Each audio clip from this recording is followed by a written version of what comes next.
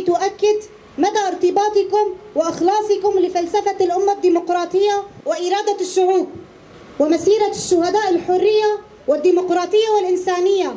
رفاق ورفيقات، كلنا نعلم لحكومة باشور الدور الأكبر في تدمير نظام الإدارة الذاتية في روجافا. منذ بداية الثورة حاولت حكومة باشور بالتعاون مع حكومة أردوغان ضرب فكر وفلسفة القائد آبو فلسفة الأمة الديمقراطية.